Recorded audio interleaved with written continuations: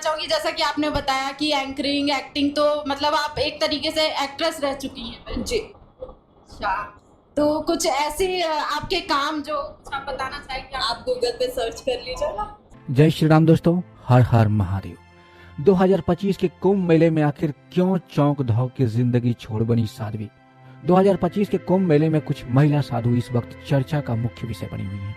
लेकिन इनकी वजह से सिर्फ आध्यात्मिक की बातें नहीं हो रही, बल्कि इनकी जिंदगी से कुछ ऐसे भी पहलू सामने आ रहे हैं जो कि सच में हैरान कर देने वाले हैं। कुछ महिला साधु ऐसी हैं जिनकी खूबसूरती ने उन्हें सोशल मीडिया पर एक स्टार बना दिया है। उनकी तस्वीरें और वीडियो वायरल हो रहे हैं और लोग ये सोचने पर मजबूर हो गए हैं कि क्या ये साधु अपनी वास्तविकता को छुपाकर सिर्फ दिखावे के लिए इस रास्ते पर आई हैं, या फिर इनके पास कुछ ऐसा है जो आम साधु से अलग है। इनकी उपस्थिति ने पूरे कुंभ मेले में एक नई हलचल मचा दी है। दूसरी तरफ कुछ महिला साधु ऐसे भी हैं जिन्होंने फिल्म इंडस्ट्री छोड़कर साधु बनने का फैसला किया और अपनी पुरानी जिंदगी से पूरी तरह से मुंह मोड़ लिया और कुंभ मेले में आकर अपनी नई पहचान बना रही हैं। वहीं फिर कुछ महिला ऐसे भी हैं जिन्होंने बेहद कम उम्र में ही साधु बनने का संकल्प ले लिया। जैसे 13 साल की लड़की ने अपने घर परिवार को छोड़कर साधु बनने का फैसला लिया और वह कुंभ मेले में अपने आध्यात्मिक यात्रा को साझा कर रही है। क्या इतने कम उम्र में उनका साधु बनने का फैसला पूरी तरह से आत्मा की शांति के लिए था, या फिर इसमें कोई और कारण छुपा है? और इससे भी दिलचस्प बात यह है कि कुछ महिला साधु तो अपनी पढ़ाई और करियर को छोड़कर भी साधु बनने आई हैं। जैसे किसी ने IAS की तैयारी छोड़ दी और कुंभ मेले में अपने आध्यात्मिक जीवन को जीने का विकल्प चुना।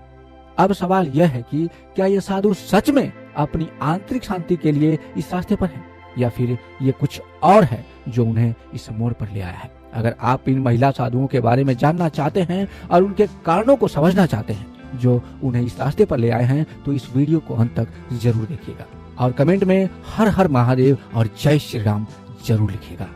बॉलीवुड एक्ट्रेस हर्षा 2025 के कुंभ मेले में कुछ महिला साधु अपनी अनोखी कहानियों और जीवन के फैसलों के कारण चर्चा का केंद्र बन गई हैं।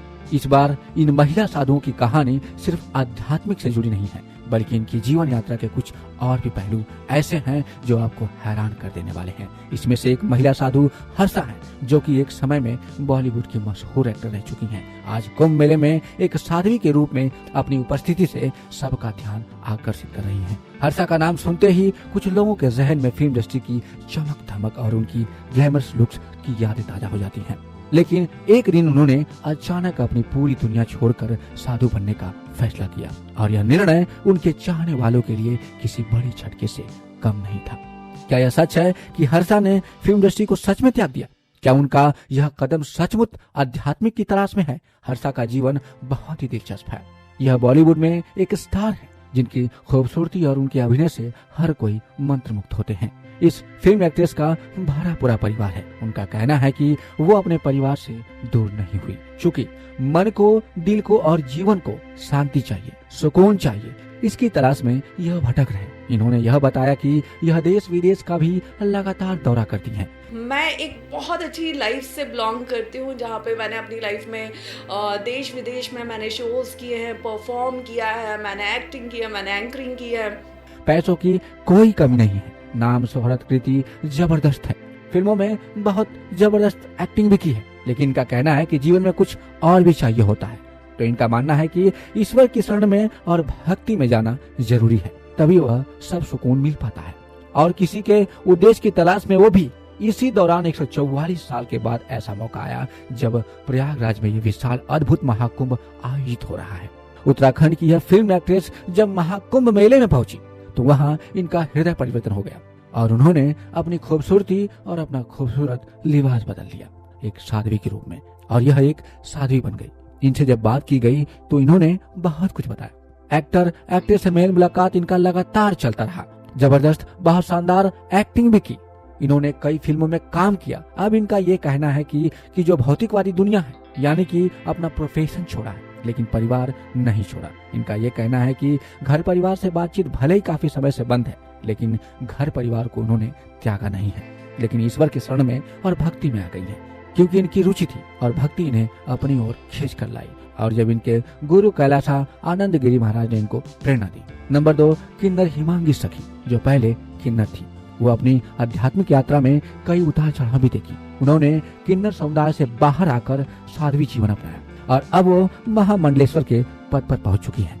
उनकी यात्रा समाज में समानता और आध्यात्मिक की ओर एक प्रेरणा है। हिमांगी सखी का जन्म एक किन्नर परिवार में हुआ था, जहां उन्हें समाज की अपेक्षा और भेदभाव का सामना करना पड़ा। बचपन में ही उन्होंने महसूस किया कि उनकी पहचान समाज में स्वीकृति नहीं है, जिसकी वजह से उन्हें मानसिक और शारीरिक कष्टों का सामना करना पड़ा। लेकिन उन्होंने कभी हार नहीं मानी और अपनी पहचान को स्वीकारते हुए समाज में अपनी एक अलग जगह बनाने का संकल्प लिया। आध्यात्मिक की ओर उनकी यात्रा तब शुरू हुई जब उन्होंने चूज किया कि बाहरी दुनिया की स्वीकृति से अधिक महत्वपूर्ण आंतरिक शक्ति है। उन्होंने साधु जीवन अपनाने का निर्णय लिया और किन्नर समुदाय से बाहर आकर साधु जीवन की ओर कदम बढ़ाया। इस निर्णय ने न केवल उनके जीवन को बदल दिया, बल्कि समाज में किन्नर समुदाय की भूमिका और स्वीकृति पर भी सवाल उठाए।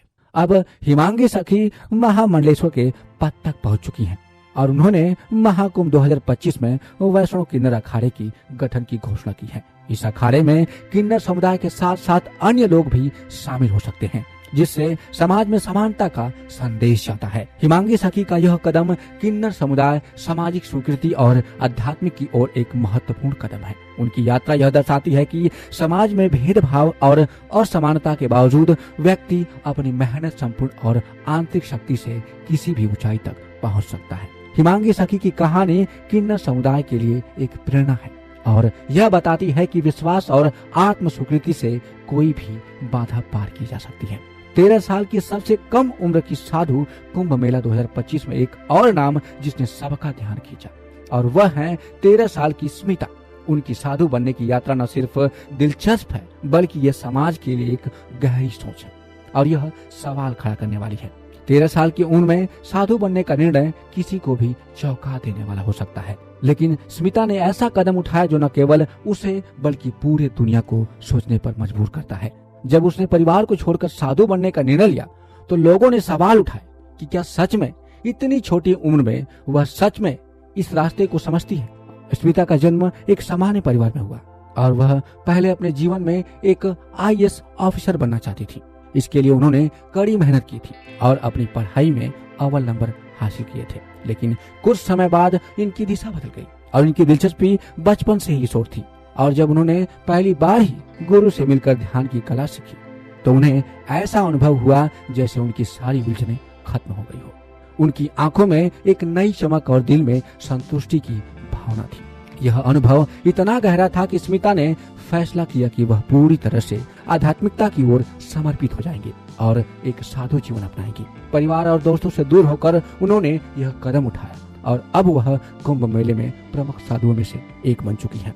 उनकी यात्रा ने सबको चौंका कर रख दिया और यह साबित किया कि जब किसी के भीतर सच्ची श्रद्धा और आस्था होती है तो उम्र कोई मायने नहीं रखती।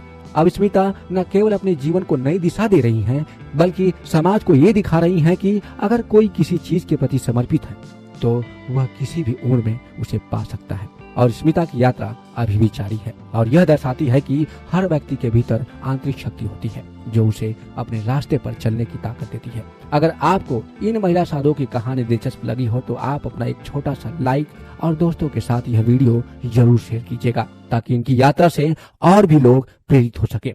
और दोस्तों अपने कमेंट में हर हर महादेव और जय श्री राम जरूर लिखते हुए जाइएगा।